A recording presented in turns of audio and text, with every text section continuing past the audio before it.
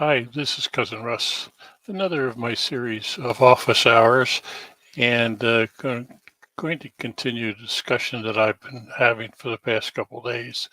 Just as a reminder, please let me know where you're viewing this from. Put it in the chat, or if you're watching a recording, put it in the comments. I'd like to know where you're watching from.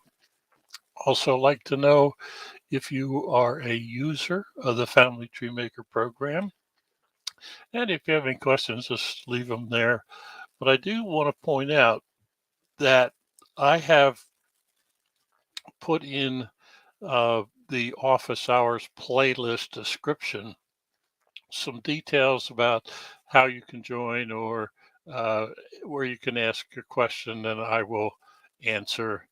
Uh, these office hours are not on a schedule yet. I may change my mind later on. Right now, I am not finding a good consistent time to do that. So I'm relying on notifications. If you subscribe to the channel, notifications that I am going live.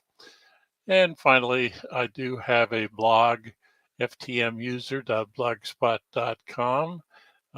Most of the information that I will share here will have already been posted on the blog, but there's a lot of stuff that are not on the blog, uh, but I hopefully have a way for you to ask a question that I can, in fact, turn around and do a blog post. So let me get started where I left off and change my screens around. So yes, I'm talking about Family Tree Maker, specifically Family Tree Maker 2019, but most of the versions have some of these same tools in them. And what I'm really talking about are the rules that I have uh, in my file, and I have done an earlier series on my rules, and uh, this series started from a comment that was left in one of the earlier recordings. Hi, Mike. How are you? Good to see you. Hope things are warm on your side of Niagara Falls, and hope you're well. And we'll probably see you later sometime. So anyhow, the comments came in from one of my recordings that said I would be interested in hearing more about the rules in a task list in a planned workspace, what they are and why. And I'm going to try to answer those questions as I go. And I've been going workspace by workspace. I have been throwing in some tips and tricks as I go. Hi, June. How are you? Good to see you. Hope you are well or on the recovery to being better. So I throw in some tips and tricks, and as I've said before, there's some information in Family Tree Maker that I see that I must see, want to see, and there's those bits of information that I want you to see.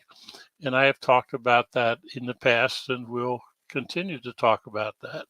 Keeping in mind the features of Family Tree Maker dealing with filtering and sorting, and I'll have an example of that today.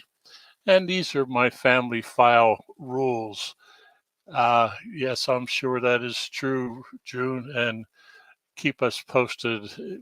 And I love your pictures as we're journeying with you.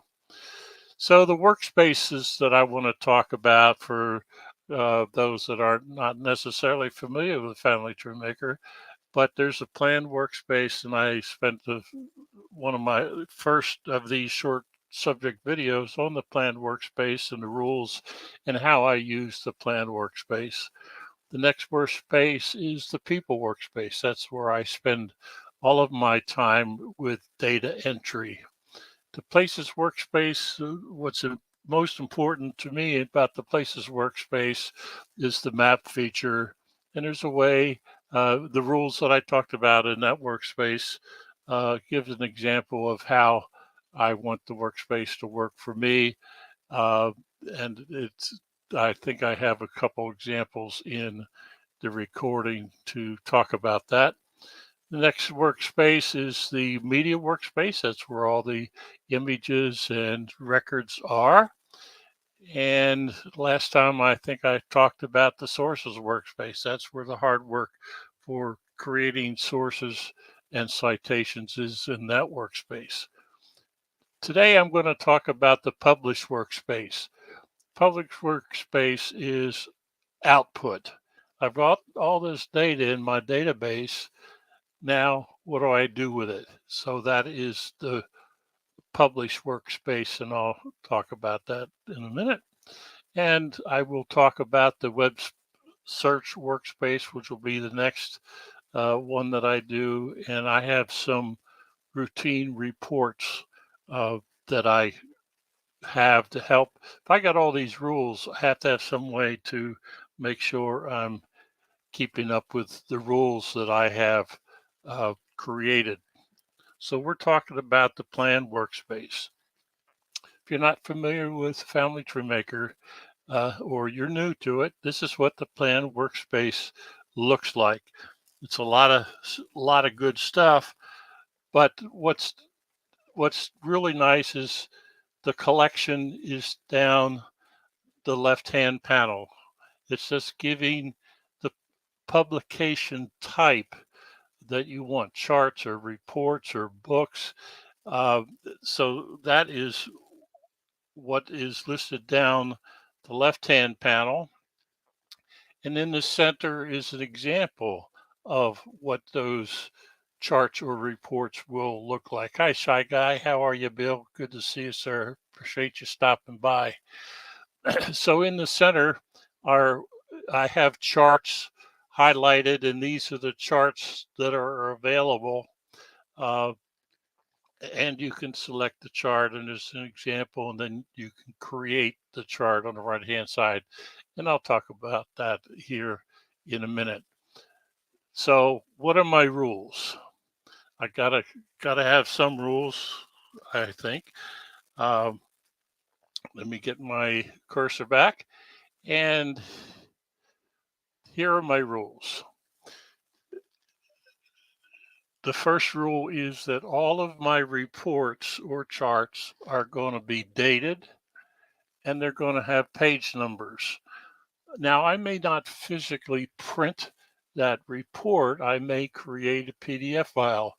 That makes it more important to me that if I were to print that report, that it's dated and it's got page numbers on it.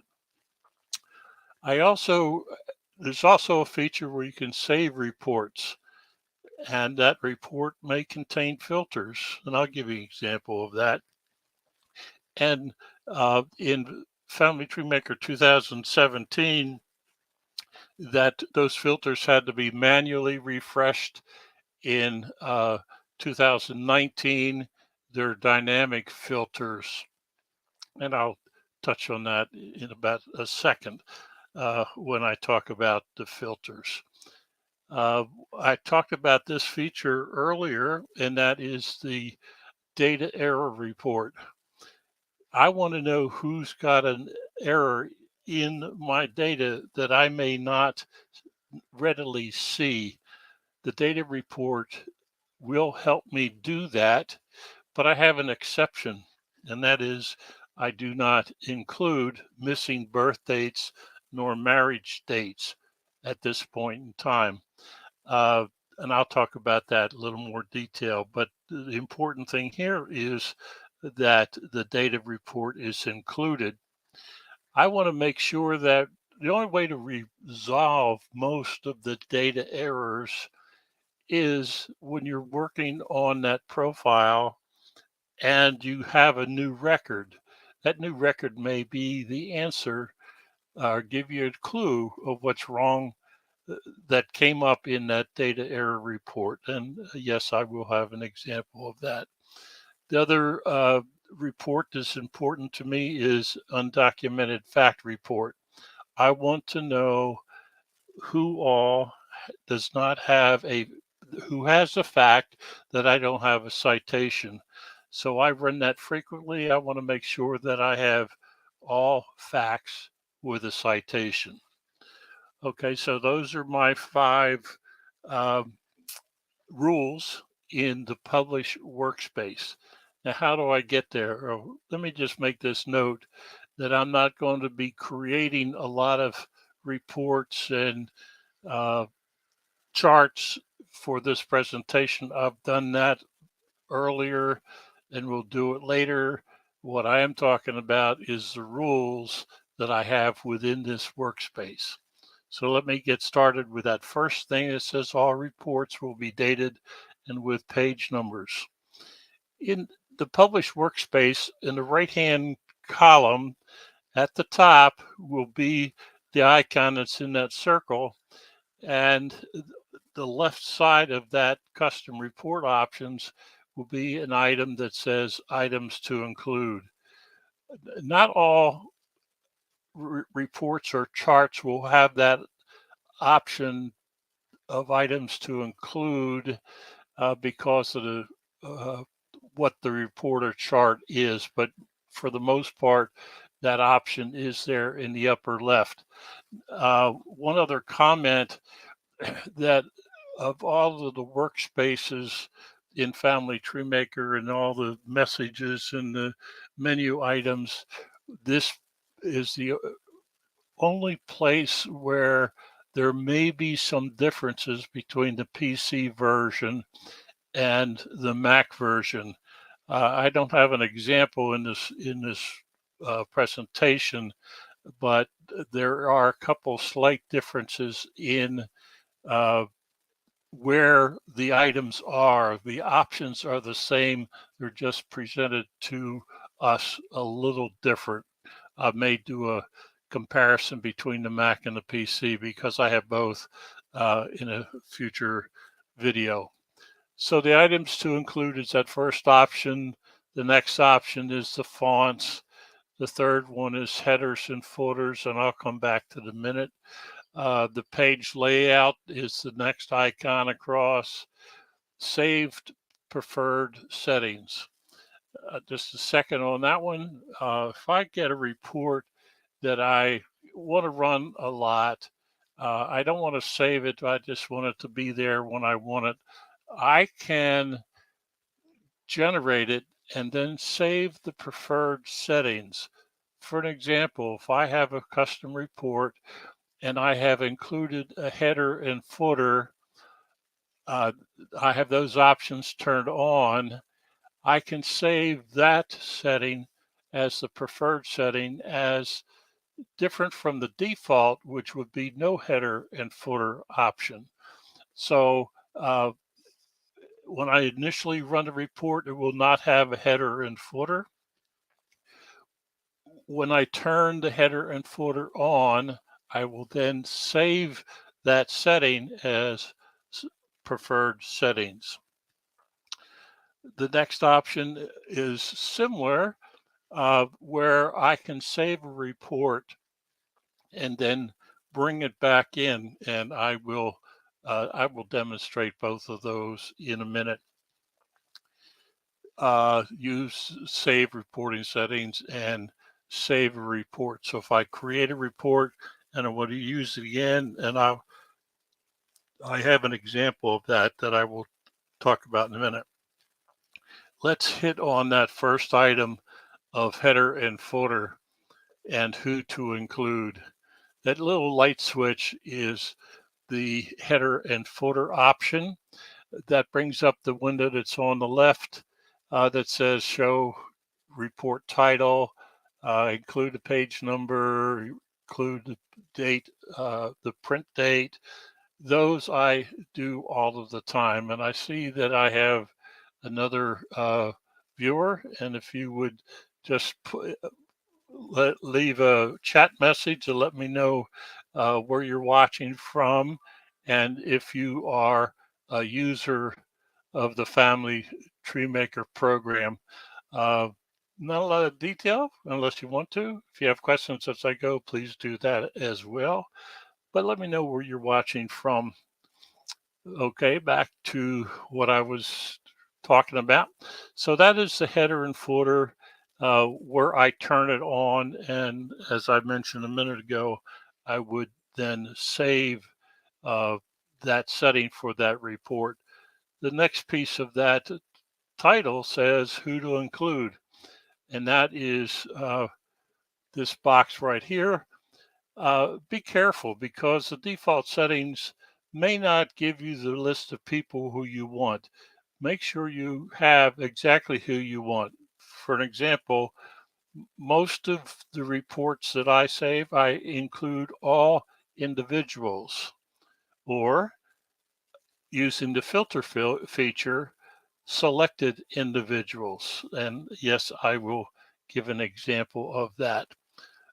So what I'm going to do is go to the saved list of reports, which is on the left column, the publication types. This is a saved report I've selected, and I have selected, highlighted the data error report. But before I continue doing that, which I will, hi Ron, welcome to thanks for watching, and from Dallas. Thank you, Ron. I think you've been here before. Thank you, appreciate it. Okay, so there's a save report, but and if I were to open it, that's where I would go. I'm not going to do that because what I want to point out is that at the top of the Publish Workspace is a mini navigation bar, which lets me, if I'm on a report and I want to do it for someone else, I can navigate to the correct person. I don't normally have to do that because I'm usually, if I want a specific report, I'll be on their profile page and come to do a report. I just through it was a reminder for me to just show you that there is a mini nav bar at the top of the reports, the Publish Workspace. So I selected a data error report and I clicked on Open Report, and this is what I see. I have a whole bunch of options down there, many options. Each of them, each of those items is a different kind of error, and I have talked about that before, uh, but I would normally include all. But if I were to, the first time I ran that data error report, I would be totally overwhelmed because of the errors that are probably in my file. I would see it. If I, what I would be overwhelmed, but there's a way to do that. So I exclude all, which is in the upper right-hand corner, and then I do one error at a time. And I have talked about that in a previous recording, how I do that. I just select the first one and work down all of the options one at a time. For most of my files, and I now have an exception, I exclude missing birth date and missing marriage date. I'm working on a file now that I'm using for the US 1950 census, which will be released in a couple days. I have found that I need to identify birth and marriage date. So that particular option I have turned on in Family Tree Maker on that file that I'm using, but normally I keep them turned off until I get the other errors out of the way, then I'll turn them back on. Let me give you an example. So I have this, I included all, I have everything included, and I have this one person and 5 underscores.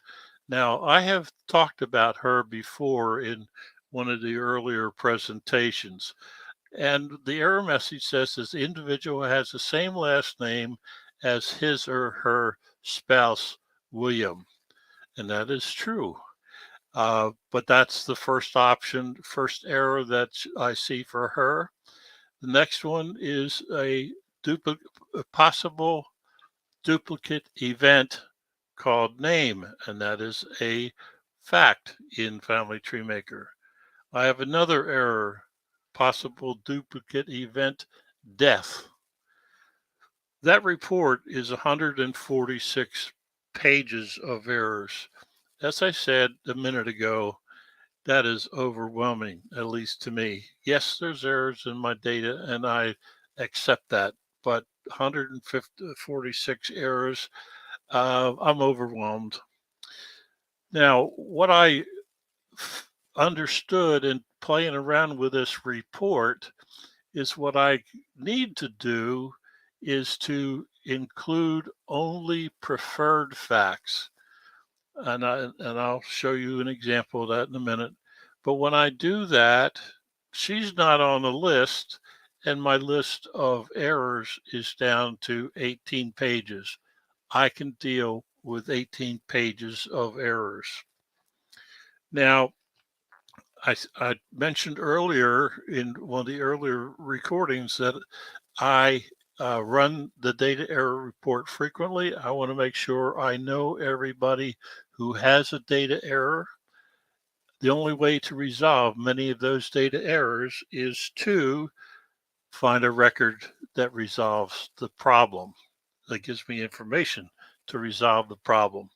So what I do when I run this report frequently, I want to filter out everybody who I have already identified as having a data error entry. They may have more than one. In fact, most of them do, but I want to make sure that I've identified all of them, and I may clear one and another one appears. I can deal with that. But what I want to make sure is that I've identified everybody who's got a data error. Now, here is where the filter feature comes into play. I go into the selected individuals, I include everybody, and then I include all facts that just here in the center, all facts. I select it in this pull down menu, data error report. So anybody, I want to see the data error report fact.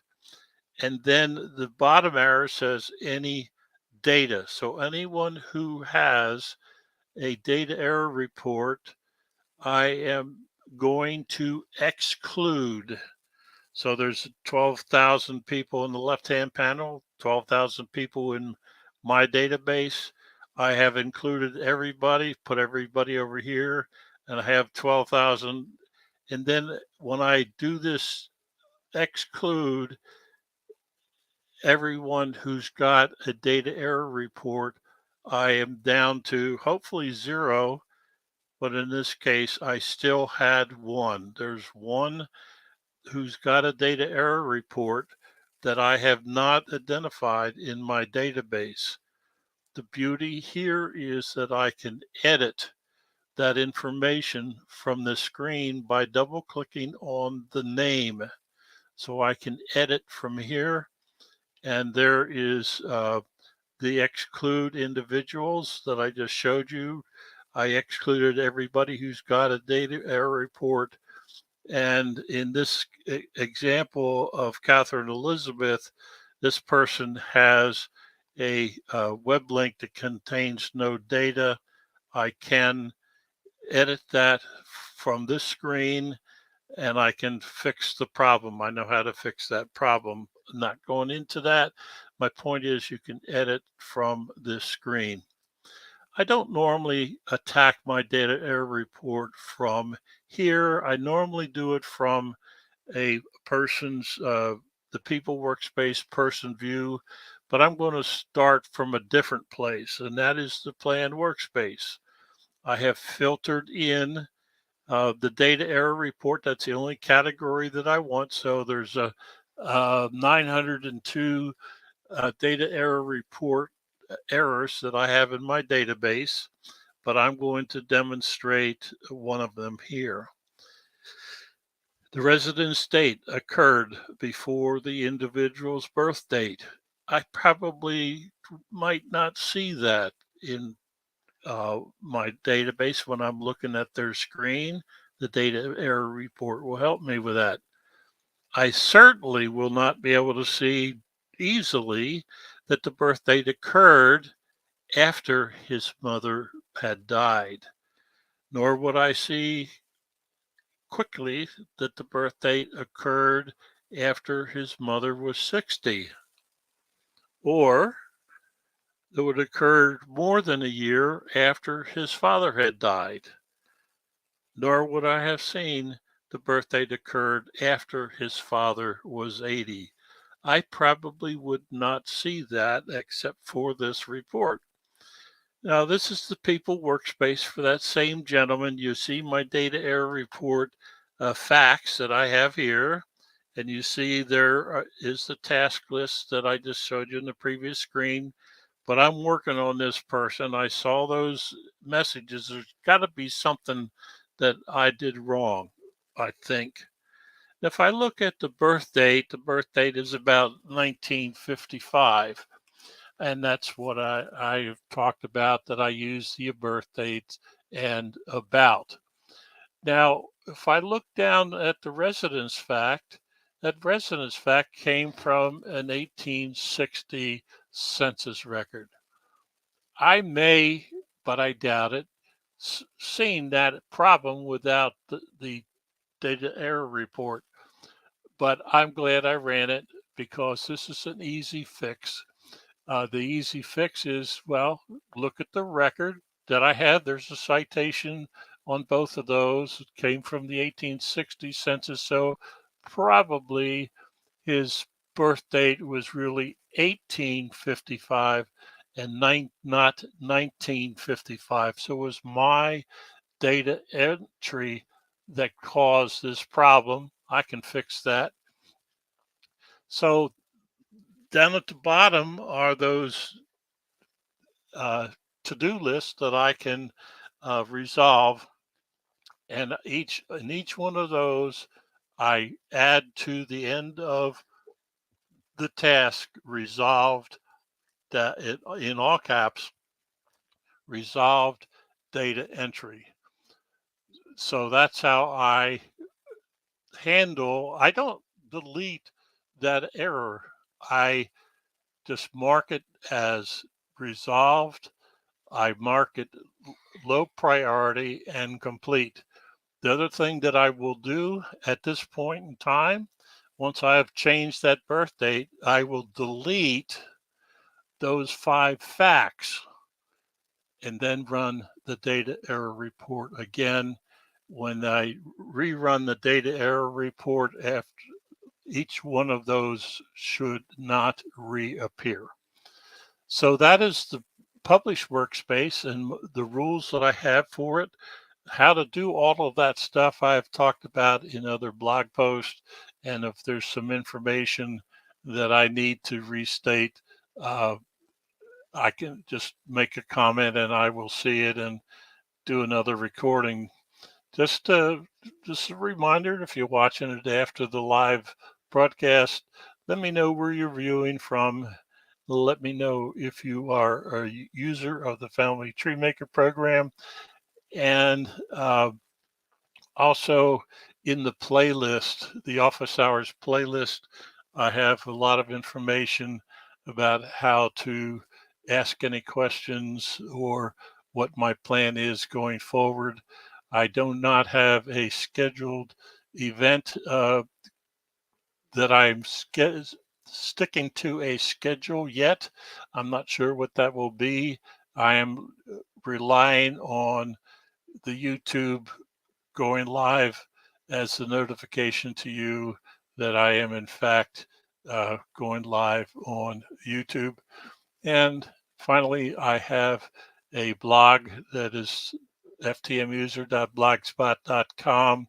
It is in the description for this recording. Okay, that's what I had to say for today and the Publish Workspace. Have a great day.